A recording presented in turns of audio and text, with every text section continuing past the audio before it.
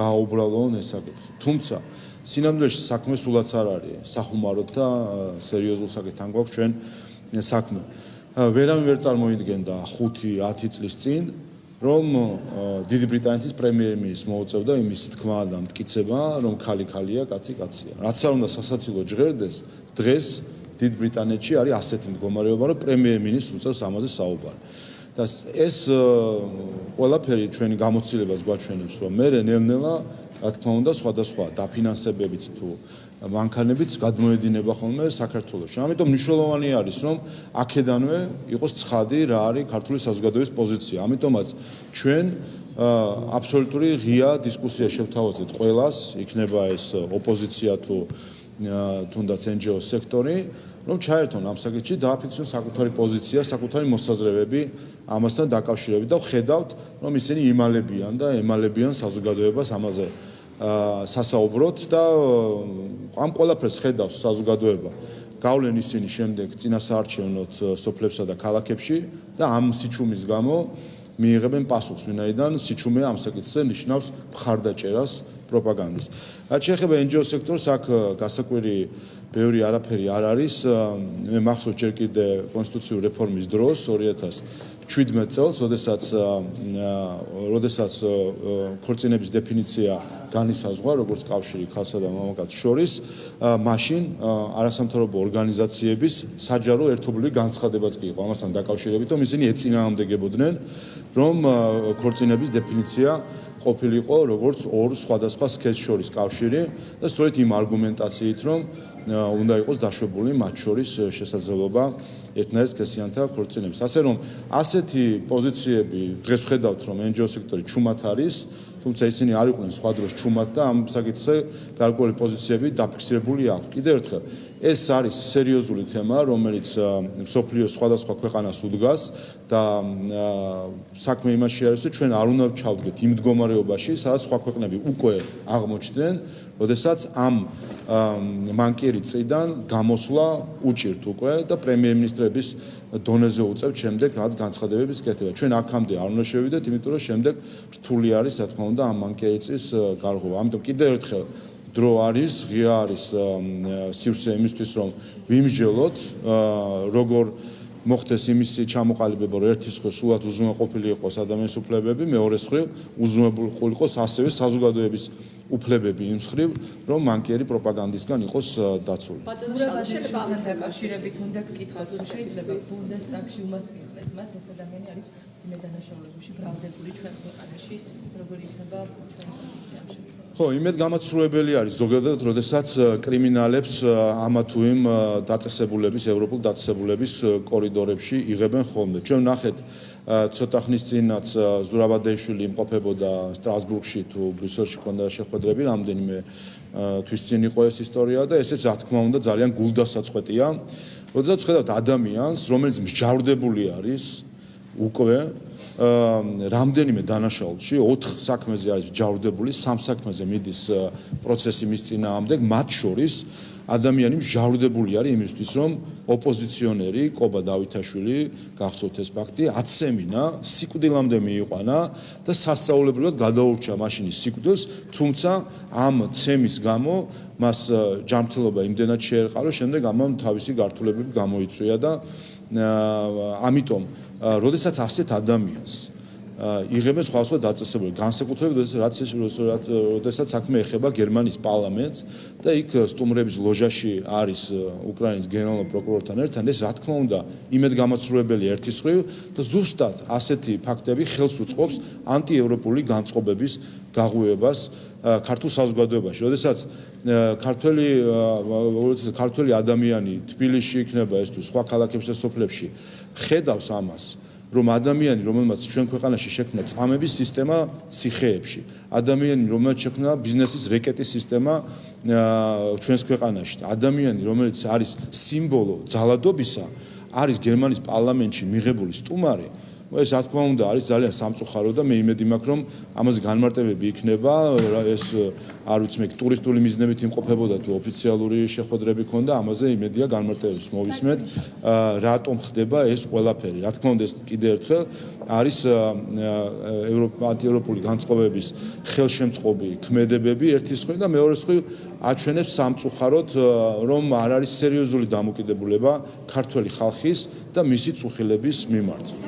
კოდექსთან დაკავშირებით რომელსაც პრეზიდენტმა დაადო ვეტო სვამ კითხოს საარჩევნო კოდექს პრეზიდენტმა დაადო ვეტო გამოაგზავნა მოტივირებული შენიშვნებით თქვა რა პოზიცია გაქვთ ამ მოტივირებულ შენიშვნებთან დაკავშირებით გუშინ გვესმოდა რომ ვენეციის კომისიის დასკვნას პრეზიდენტის მოტივირებული შენიშვნებიც აცდენილია ხო საინტერესო ამას მაშინ ამ თემაზე თუ შეიძლება პრეზიდენტი მოტივირებული შენიშვნების ფარგლებში თქვენ გთავაზობთ ასეთ რამეს რომ შენარჩუნდეს ოპოზიციური მოადგილის თანამდებობა CSKO-ში და იმ შემთხვევაში თუ კი CSKO-ს თავმჯდომარე ვერ შესძლებს საკუთარი უფლებამოსილების განხორციელებას ეს გააკეთოს იმ მოადგილებ რომელიც პროფესიული წევრებიდან იქნება შერჩეული ანუ იმის გათვალისწინებით რომ ხელისუფლება საუბრობს რომ ოპოზიცია ინტერესებულია რაღაც ისეთი მოხდეს რომ CSKO-ს თავმჯდომარე ვერ შესძლოს თავის უფლებამოსილების განხორციელება პრეზიდენტი აი ამის საპასუხოდ თავმჯდომარე ეს გააკეთოს პროფესიულად შესაბამისად რამდენად შეიძლება მოხდეს ამის გათვალისწინება კი ბატონო უბრალოდ ყოველს რაც შეეხება ამ ვეტოს ეს არის ნაწილი იმ თავდასხმისა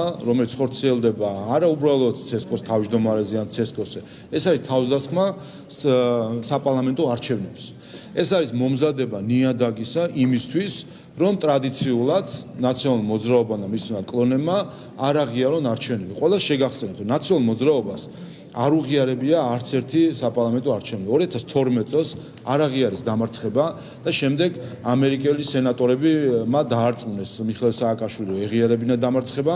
2016 წელს არ აღიარეს დამარცხება და დაჭირდათ კვირეები იმისთვის რომ მანდატი აიღოთ. 2020 წელს არ აღიარეს დამარცხება და დაჭირდათ თითქმის 1 წელი რომ მანდატები მიიღოთ. ზუსტად იგივე საპირეებს ნაციონალურ მოძრაობა და მისი კლონები 2024 წელს და ეს არის მზადება ნიადაგის. ამაში ჩართული არის ხედავთ ჩვენ ოპოზიცია, ამაში ჩართულია სალომე ზურაბიშვილი, ამაში ჩართული არის რამდენიმე არასამთავრობო ორგანიზაცია და მათ შორის ზოგიერთი უცხოელი აქტორი.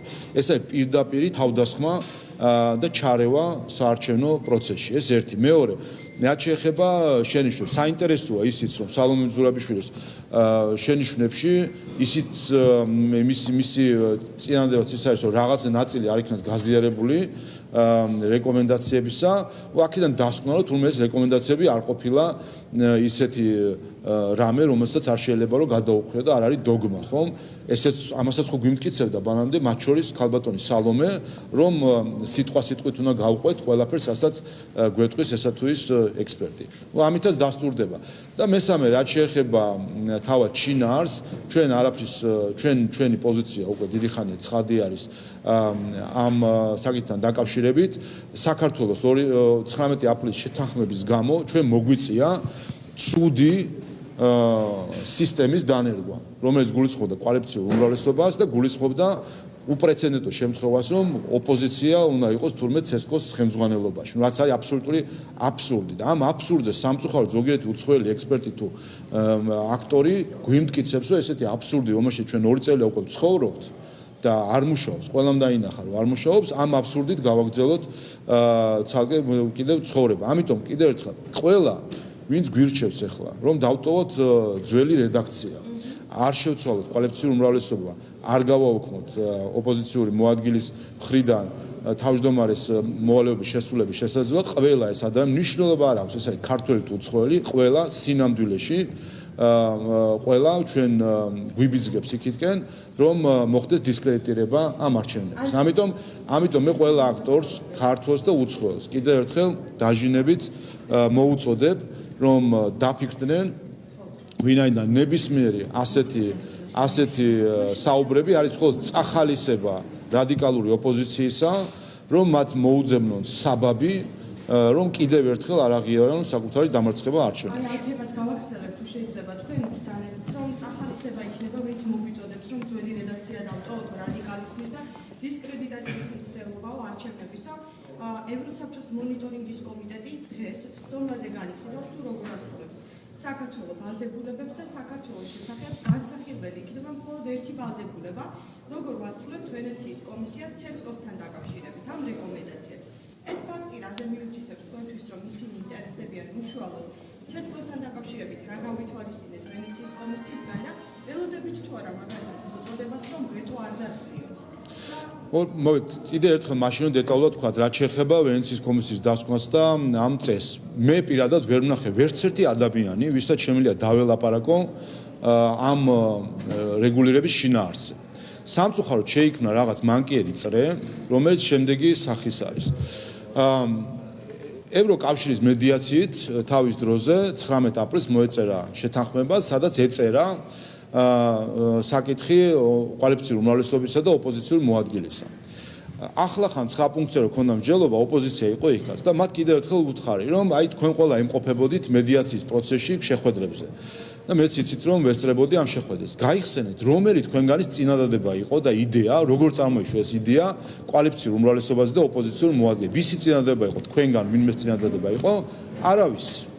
ეს იყო მედიატორის მხრიდან ჩამოწერილი ასე ვთქვათ, რაღაც რეგულაცია, რომელზეც ჩვენ იქვე უთხარით, რომ ეს იყო აბსოლუტურად ხარვეზიანი და არაფრის მომცემი რეგულაცია, მაგრამ კიდევ ერთხელ გახსოვთ რა მდგომარეობა იყო ოპოზიციამ ყალბი კამპანიის ფონზე, რომელშიც ჩართული იყო ზოგიერთი არასამთავრობო ორგანიზაცია პარალელურად დათვლებით, ზოგიერთი უცხოელი აქტორი არჩევნების შედეგებზე თავდასხმით, არ იღებდა მანდატებს, მათ შორის შეჩერებას ითხოვდა მანდატების და ჩვენ მათ ძალით დაუტოვეთ ეს მანდატები და დღეს იმიტომ შედან პარლამენტში რომ ჩვენ მაშინ არ მივაჭირეთ ღილაკს თითი და ამ შემთხვევაში რა თქმა უნდა ჩვენ ინსტიტუციის პარლამენტის ინტერესებით მოქმედებდით და 19 აპრილის შეთანხმებას მოეწერა ხელი ეს რეგულაციაც გაიწერა საარჩევნო კოდექსში თუმცა შემდეგ 19 აპრილის შეთანხმება გაუქმდა აღარ არსებობს ახლა როდესაც ვეკითხებით ევროკავშირის როგორ მოიქცეთ ისინი გვეუბნებიან მოიქცეთ ისე როგორც ევროკომისიის ვენეციის კომისიის რეკომენდაცია იქნება ვენეციის კომისიას რომ მკითხეთ როგორ მოიქცეთ ჩახედეთ რეკომენდაციებს ვენეციის კომისიას სადაც წერია რომ ისინი ამბობენ რომ მოიქცეთ ისე როგორც 19 აპრილის შეთანხმებაში წერია ჩვენ ვერაფერს ვერ გეუბნებით თავისი აზრი იქ საერთოდ არ წერია ვენეციის კომისიას ერთ-ერთი რაც წერია არის რომ 19 აპრილის შეთანხმება გქონიათ თქვენ თურმე შეთანხმებულ ხართ პარტიები და თუ გაქვთ ეს შეთანხმება მაშინ მიყევით ამ შეთანხმებას და საქმე იმაში არის და ეს არის უკვე ვენეციის კომისიის რა თქმა უნდა ეს არის ვენეციის კომისიის ექსპერტების ხარვეზი რომ მიუთითებენ არარსებულ შეთანხმებაზე 19 აპრილის შეთანხმება არ არსებობს ერთი ამაზე მითითებას იგივე არის ხა თქვენ რომ სამსახურიდან წახვიდეთ და თქვენმა დამსაქმებელმა მიგითითოთ ძველ ხელშეკრულებას რომელიც აღარ არსებობს არარსებული ხელშეკრულება ამიტომ შეთანხმება ამაზე მითითება არის თავად უკვე საექსპერტო ხარვეზი ამ დასკვნის ეს ერთი და მეორე კიდევ ერთხელ ჩაჭიდება 19 აპრილის შეთანხმებაზე არის უბრალოდ რადიკალებისთვის წისქვილზე წყლის რა შეეხება მასე არ შემიძლია არ გიხოთ ერთი წუთი აი რა ის გაწელი 2019 აპრილში იგივე წერია აბსოლუტურად საქართველოსთან დაკავშირებით გამოქვეყნებულ ყველა დოკუმენტში იქნება ეს ვენეციის კომისიის დასკვნები ევროკომისიის რეკომენდაციები ევროკავშირის რეკომენდაციები ყველა ინსტიტუტთან დაწყებული CESCO-სთან დაკავშირებით და ეს ვრცელი დოკუმენტები პრაქტიკულად იმ წინადადებით დაიყვანება რომ გადაწყვეტილებები მიიღეთ კონსენსუსით შეთანხმებით პრაქტიკულად ამ უყურეთ ვინც მოგვიწოდებს ყველა ინსტიტუტი ყველა ქვეყანა ვინც ჩვენ მოგვიწოდებს რომ გადაწყვეტილება მივიღონ კონსენსუსი ჯერ თავად მიიღონ კონსენსუსებით გადაწყვეტილება არც ერთ ქვეყანაში არ იღებ ყველა ამ ქვეყანამ ევროკავშირს ყავს 27 წევრი ქვეყანა ჯერ თავისთან დაამკვიდრონ და კონსენსუსით მიიღონ გადაწყვეტილებები ნახოთ რა განწყობაზე დადგებიან და საერთოდ მიიღებენ თუ რა გადაწყვეტილება და მე ჩვენ მოგვიწოდონ საქართველოს არ არის ექსპერიმენტებისთვის ლაბორატორია 2 წელი ეს ლაბორატორია იყო ქართულმა ხალხმა თავის კანზე იგრძნო რომ ვართ ექსპერიმენტის ქვეშ ეს ექსპერიმენტი არ მუშაობს ყველა ვისაც უნდა ეხლა რომ გავაგრძელოთ ჩვენ აქ ვიყოთ საცდელი რაღაც ცხოველის რანგში ბოდიში მოგვითხოვია რა ჯერ თავის ქვეყანაში დაამკვიდრონ ეს კონსენსუსები თავის ქვეყანაში დაამკვიდრონ და მე ჩვენ გვეყვა არ არსებობს ჩვენ აქ არ ვართ აქვია სხვადასხვა ხარისხის საზოგადოებები ის რაც ევროკავშირის წევრი ქვეყნებისთვის არის კარგი რატო არის ცუდი საქართველოსთვის ეს ვერ გამიგია და რაც არის ცუდი რაც არის კარგი საქართველოსთვის რატო უნდა იყოს ეს ცუდი ევროკავშირის კიდე ერთხელ უყურეთ, თავარი პრობლემა იცით რა არის? პრობლემა იცით რა არის? სინამდვილეში მნიშვნელობა არ აქვს. ნებისმიერი ადამიანი, ვისთანაც მე მქონი ამაზე საუბარი, არავინ არ არის კომპეტენტური, რომ შინაარსობრივად გვესაუბროს, 2/3 კარგია თუ ცუდია, ოპოზიციური მოადგილე კარგია თუ ცუდია. სინამდვილეში ვერავინ ვერ ვნახე მე პირადად, ვერცელი უცხოელი იქნება თუ ადგილობრივი, მათ შორის ოპოზიციასთან ეხლა შეხვედრა გქონდა 9 პუნქტთან დაკავშირებით, იქაც ვისაუბრეთ.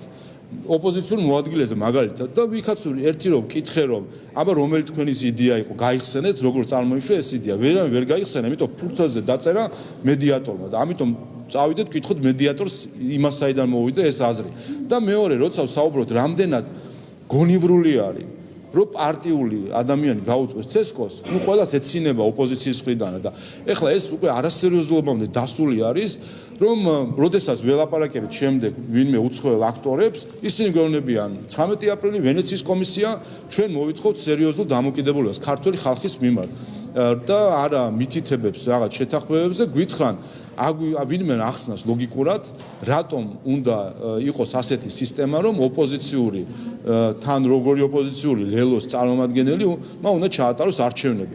ეხლა შესაბამისად დასკვნა არის შემდეგი, რომ მე უკვე ძალიან დიდი ეჭვი მეპარება, რომ თავის დროზე რატო ჩაიდო ეს შეთანხმებაში. მაშინათვე ვამბობდით, რომ ეს იქნებოდა ჩიხი 2 წელია გამართლა ჩვენი სიტყვა და ეს არის ჩიხი და რატომ მოგვიწოდებს ზოგიერთი რომ ეს ჩიხი გაგრძელდეს ჩვენ რამდენიმე თვეში უნდა გქონდეს არჩევნები შესაბამისად ყველა ვინც მოგვიწოდებს რომ კოალიციური უმრავლესობა დავტოვოთ და ოპოზიციური მოადგილის მიერ თავმჯდომარის უფლებამოსილების შესრულება დავტოვოთ ყველა მოგვიწოდებს რომ დავრჩეთ ჩიხში და არჩევნებს შევხვდეთ ჩიხით ამიტომ კითხვა ეხლა ეკუთვნის მათ ვინც ამას მოგვიწოდებს რა არის მათი мотиваცია რატომ ესე გვაყენებენ ისეთ სიტუაციაში, როდესაც წინსწრებით მოხდება დისკრედიტირება არჩევნებში.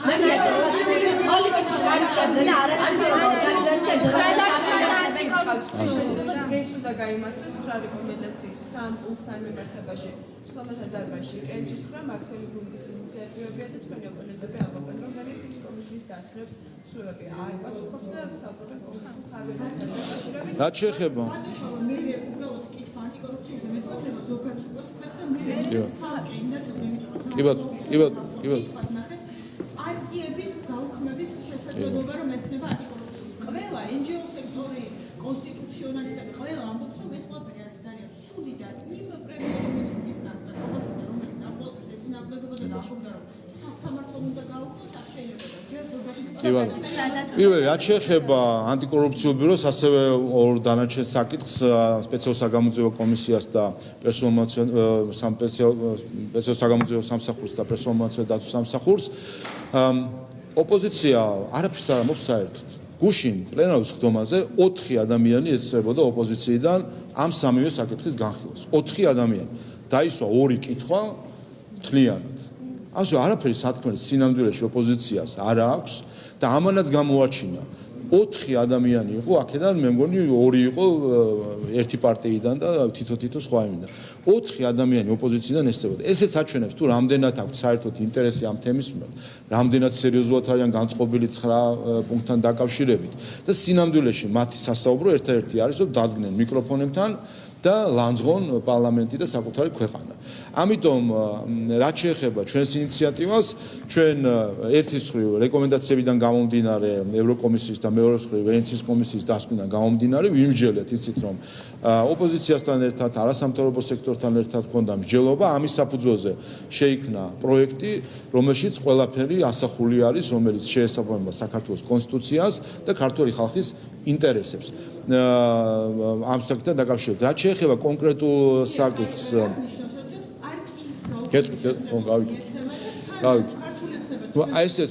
ესეც კიდევ ერთხელ აჩვენებს არაკითხვის ინდისიერებას ოპოზიციის და ზოგიერთი არასამთავრობო ორგანიზაციის, რომელიც ცარიელ ადგილას რაღაც უნდათ რომ წარმოაჩინონ პრობლემატიკას. სინამდვილეში განიმარტა არაერთხელ ეს ეხება ის პარტიებს, რომლებიც არის უმოქმედო და რეალურად ფურცელზე არსებობა მხოლოდ და ეს არის მათთვისაც შვება იმ პარტიებისთვის, რომლებიც არ არსებობენ სინამდვილეში და ამითი სახელმწიფო მისცემს შესაძლებლობას ერთის მხრივ რეესტრი განიტვირთოს მკვდარი პარტიებისგან, არარსებული პარტიებისგან და ამისთვის მიიღოს უფრო მეტი სიცხადე პარტიულ ლანდშაფტში. სხვათა შორის მსგავსი რეგულაცია ჩვენ მეწარმეთა შესახებ კანონშიც ჩავდეთ მისი მიღებისას, როდესაც იქაც იგივე სიტუაციაა. იქიდან გამომდინარე, რომ არის მარტივი დაფუძნება იურიდიული პირების, არის ბევრი იურიდიული პირის შექმნილი და რეესტრი არის ასე ვთქვათ გადავსებული ისეთი იურიდიული პირებით, რომლებიც რეალურად არ არსებობენ, მხოლოდ ხაღალზე არის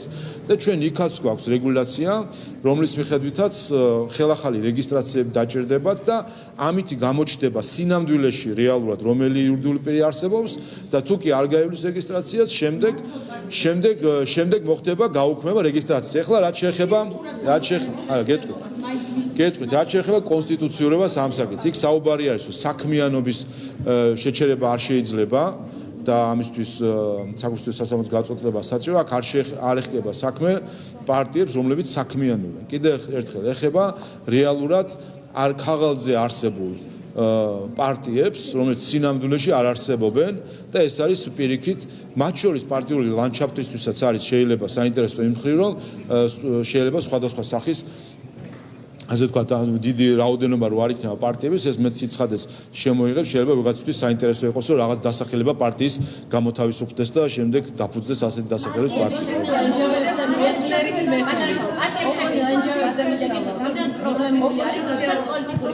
ოპოზიცია რომ როზნერის მეთოდით მოქმედებს, ამას გამომდინარე საუბრა ამ თემასთან დაკავშირებით.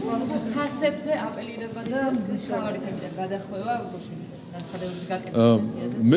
ხო, ნუ ეს ჩანს, როგორც ძალიან მკვეთრად ჩანს, რომ ცდილობენ რაღაცა ისეთი მეთოდების შემოტანას, რომელიც არაბუნებრივია მათთვისაც. ნახეთ ჩვენ გუშინ ნაციონალურ მოძრაობის წარმომადგენლები რაღაც დაბეჭდილი ფურცლებით, რიცხვებით, ხედავთ როგორ ატარებენ ბრიფინგებს, ხელოვნური არის აბსოლუტურად, ჩანს მათ შორის რაღაც ამერიკული გემოვნება ამის უკან და ხელოვნურია ეს ყველაფერი, ჩანს ჩვეულებრივი პიარული კამპანია. ანუ ეს ადამიანებზე ნაფიქრის გამო კი არ აკეთებენ ამას.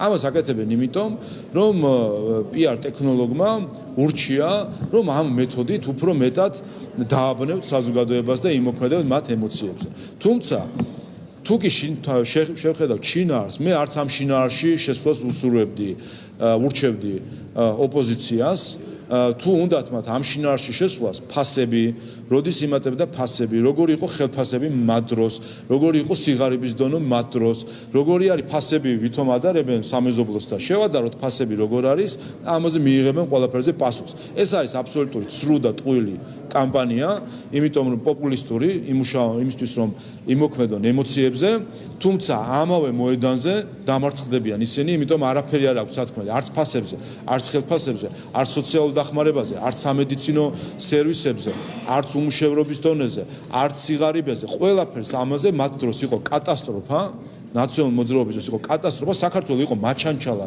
ეკონომიკური განვითარებით რეგიონში, ყველაზე ბოლო იყო ეკონომიკური განვითარებით, ჩვენ რო გვაჩვენებდნენ მაშინ რომ პოციომკინის სოფლებით რომ ჩვენთან იყო თითქოს აღშენებლობა, ვიყავით ყველაზე ბოლო ჩვენ სამეზობლოში და ვიყავით მაჩანჩალა გაყატაკებული ქვეყანა.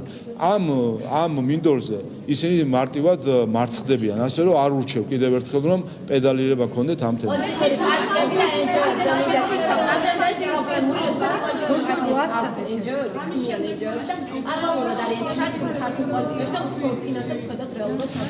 ხო, ეს ნელ-ნელა უკვე ჩდება და აშკარა ხდება და სერიოზულ სახეს იძენს ეს პრობლემა, ვინაიდან გამოდის მზის შუქზე, რომ თურმე აწყობილი არის მთელი სქემა, რომლითაც უცხო ქვეყნებიდან ფინანსდებიან ქართველი პოლიტიკოსები. ეს არის პირდაპირ ჩარევა ახლა კი განსაკუთრებით საარჩევნო პროცესში და ეს არ არის მეგობრული აქტი არც ერთი ქვეყნისგან თუ არ ვიცი რომელიმე ფონდისგან. ეს არის ჩარევა სხვა ქვეყნის შიდა საქმეებში და არჩევნებში ჩარევა. ეს არის ის როგორც იქცევა რუსეთი და მე მიკვირს რომ ხედავ ჩვენ ახლა ევროპულ თუ ამერიკულ ფონდებს, რომლებიც რუსული მეთოდით იატაკქვეშური მეთოდებით ფარულად მონაწილეობენ ქართულ პოლიტიკაში მათ მიერ დაფინანსებული პოლიტიკოსების მეშვეობით. ეს ჩვეულებრივი პოლიტიკური კორუფცია არის, თან პოლიტიკური კორუფცია, რომელიც ფინანსდება უცხოეთიდან. ამიტომ მე კიდე ერთხელ არ დავიღლები, რომ მოუწოდო ყველა უცხოურ ფონდს, საელჩოებს დააკვირდნენ მათი ქვეყნიდან მომდინარე ფინანსებს, რამდენად მიდის ის პარტიების ჯიბეში და სალაროებში, ვინაიდან ნელ-ნელა მჟღავნდება ეს ყველაფერი და მე მინდა რომ მათ თავადვე აღკვეთონ ეს და შემდეგ ასეთი სკანდალებით, რომელიც შიგდაში გამოჩნდება ხოლმე, როგორც იყო ელენე ხოშტარიას შემთხვევაში, რომ აღმოჩნდა, რომ ევროპის დემოკრატიის ფონდი აფინანსებს მის პარტიას და საარჩევნო კამპანიას. შეგახსენებთ, ეს გახლავთ ფონდი, რომელიც ევროკავშირის ფულს ხარჯავს, რომლის ბორცში არიან ზოგიერთი ევროპარლამენტარი, მათ შორის ანა ფოტიგა და გასაგებია ის რაშიც ხარჯავენ ფულს, მათ შორის ერთ-ერთმა ევროპელმა პირმა დამიდასტურა მე, რომელიც იცნობს მის დაფინანსებულ პროექტებს და შეგახსენებთ, რომ მალავს ევროპის დემოკრატიის ფონდი თავის პროექტებს, დამიდასტურა, რომ მან პროექტებს აქვს პოლიტიკური ხასიათი. ამიტომ ეს სადამ არ გასკანდალდება, ჯობია ამ ორგანიზაციებმა, ფონდებმა თავად და საელჩოებმა თავად იზრუნონ და ჩაკეტონ უკანონო არალეგალური დაფინანსების წყაროები ქართული პოლიტიკის.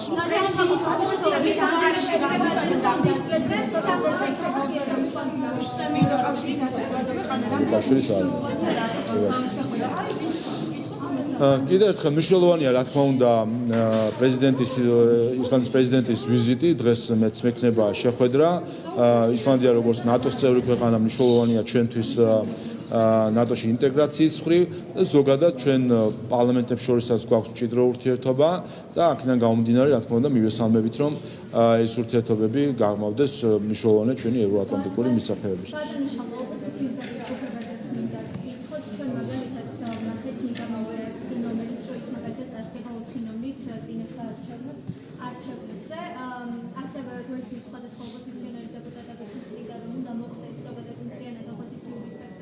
გაერთიანება თქვენი შეფასება მაინტერესებს, რა შანსები აქვს ოპოზიციას წინასაარჩევნოდ და რა არის თქვენი გეგმაც ამის პარალელურად, რომ ვთქვათ, მართველი გუნდის გეგმა? არაფერი ახალი არ ხდება. ეს იგივე არის, გაიხსენეთ 2020 წლის წინასაარჩევნო პერიოდი, 2016 წლის წინასაარჩევნო პერიოდი, ზუსტად იგივე ხდება. და ეს მიკვირს მე, რომ იგივე მეთოდებით ცდილობენ დააბნიონ ქართული საზოგადოება. სინამდვილეში ამას ყველაზე კარგი სახელი თავად მიხეილ სააკაშვილმა დაარქვა, ეს არის ნაციონალური მოძრაობის კლონები. ამიტომ კლონები თავარია, რომ საზოგადოება ხვდება, რომ ესენი არიან კლონები, შეიძლება ზოგს ცხვირი ქონდეს სხვანაირი, ზოგს ყური სხვანაირი, მაგრამ სინამდვილეში ესენი არიან კლონები და რა თქმა უნდა, ნაციონალურ მოძრაობას და მის კლონებს არასდროს არ ექნება ქართული ხალხის მხარდაჭერა. ამ არჩევნებს ქართული ოცნება იგებს ყველა გამოკითხვის მიხედვით. თავარი არის ახლა კონცენტრირება იმისთვის, რომ არა მხოლოდ მოვიგოთ დამაჯერებლად, არამედ ქართულმა ოცნებამ პარლამენტში უნდა მიიღოს საკონსტიტუციო უმრავლესობა. ეს გახლავთ ქართული ხალხის ინტერესი, რომ ვინაიდან მათ შორის, იმიტომ რომ მოსალოდნელი არის ოპოზიციის მხრიდან კვლავ ბოიკოტი, ანუ სამ არჩევნებს, წინა სამ არჩევნებს ყველას ბოიკოტს უცხადებდნენ, აქაც მოსალოდნელი არის ეს ბოიკოტი, ამიტომ ქართულმა ხალხმა კაფიო გზავნილი უნდა მისცეს როგორც ოპოზიციას, ისე ყველას ქვეყნის შიგნით და გარეთ, რომ საკონსტიტუციო უმრავლესობით ქართული ოცნება გაამყარებს საქართველოს დემოკრატიას.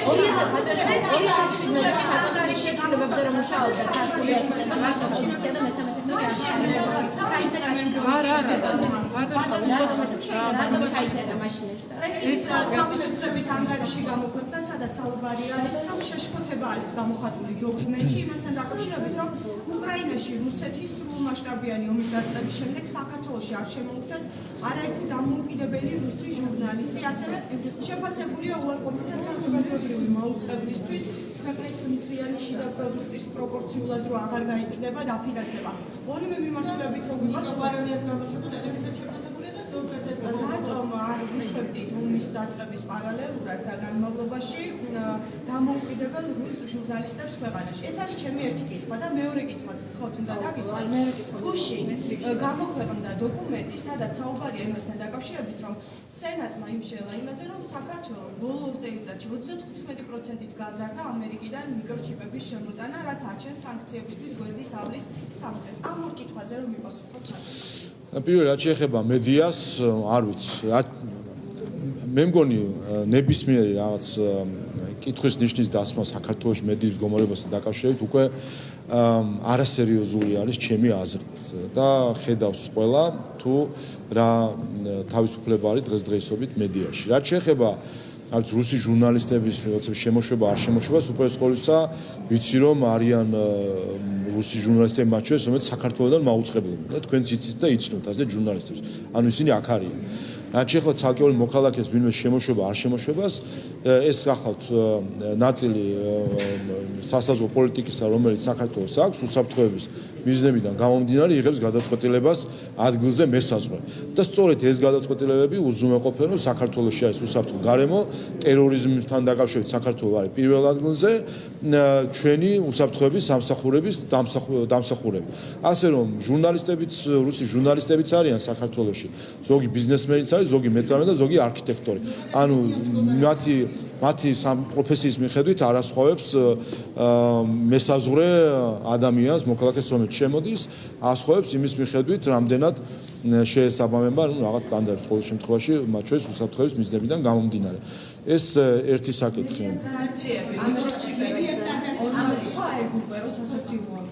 ხო, ნუ რაგი მეორე კითხვა იყო მიკროჩიპებზე. მითხარით დამისახელეთ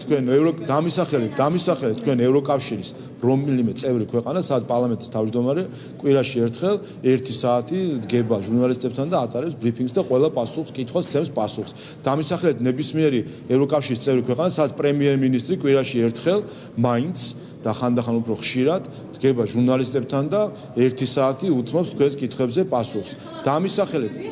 დამისახელეთ რომელიმე ქვეყანა. ამიტომ მოდი ჯერ ევროკავშირის წევრი ქვეყნების პარლამენტის თავმჯდომარეები და პრემიერ-მინისტრები დადგნენ კვირაში ერთხელ მაინც ჟურნალისტებთან და უპასუხონ კითხვებს და მერე იყოს შემოდავება საქართველოსთან. კიდევ ერთხელ ამ ხრივ ეს არის თითიდან გამოწვეული არგუმენტები მედიასთან დაკავშირებით, თუ კი რაიმე არის საქართველოში ძლიერი და წარმოდგენილი არის ქართული მედია.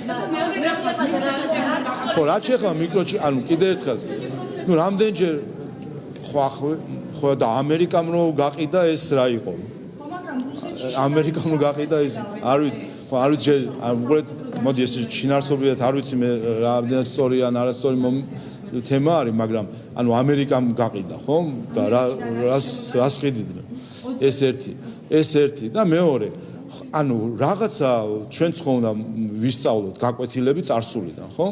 2 წელია მიმდინარეობს ომი უკრაინაში, 2 წელია ქართული ოპოზიცია, მათ შორის უცხოეთიდან დაფინანსებული ოპოზიცია, როგორც არის დროა, რომელიც ევროკავშირის ევროპული დემოკრატიის ფონდიდან ფინანსდება, ამ ფინანსებით 2 წელი საქართველოს აბრალებდა ტყუილს სანქციების გვერდის ძალზე, ყველაფერი დადასტურდა რომ ტყუილი, ანუ ყოველ ჯერზე ხო ვისწავლეთ რომ როგორც კი ვინმე ქართველი პოლიტიკოსი, უცხოელი პოლიტიკოსი, ქართული მედია, უცხოური მედია საქართველოს დააბრალებს სანქციების გვერდის სავლას, ეს არის ტყუილი, ეს არის იქცა უკვე წესად. ხო და მე მგონი ამ წესს მივყვეთ და კითხვები დავუსვათ მათ, ვინც შეიძლება რაღაცას აბრალებდეს საქართველოს.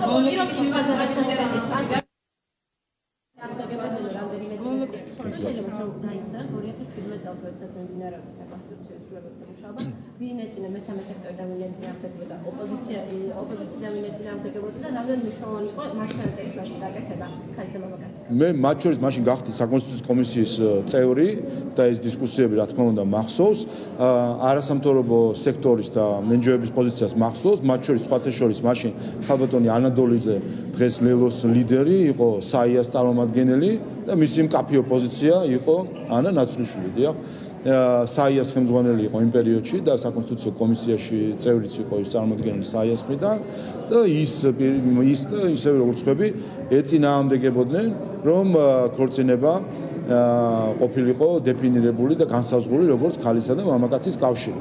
ამაზე მათ საჯარო განცხადებებსაც აკეთებდნენ მაშინ, რომ ესეთი ცვლილება არ ყოფილიყო მიღებული და მათ შორის მაშინაც ზუსტად ამას ამომედი ეს პრობლემა არ დგას, ეს საკითხი არ დგას და აგერ გავიდა რამდენი წელი, ხო, გავიდა სულ რაღაც 7 წელი და ხედავთ რომ ეს საკითხები უკვე სხვანაირად რეალდება. ამიტომაც არის რომ წინდახედულობა არის საჭირო, როგორც მაშინ ქართული ოცნების გუნდმა წინ გაიხედა და ამიტომაც კონსტიტუციური გარანტიები ჩადო, დღესაც ასე წინ მიხედებით და იმისთვის რომ შემდეგ არ იყოს საჭირო რაღაც ამ მანკიერი წრიდან გამოსვლაზე ზრუნვა, რასაც ახლა სხვა ქვეყნებში აქვს ადგილი და პრემიერ-მინისტრებს უწევთ განცხადების გაკეთება, რომ ქალი ქალია და კაცი კაცია, ეს რომ არ მოგვიწიოს ასეთი აბსურდის მტკიცება რამდენიმე წელიწადში. ამიტომ საჭირო აქედანვე ჩამოვაყალიბოთ ჩვენი ქართველი ხალხის დამოკიდებულება ამ საკითხის მიმართ. ბოლოს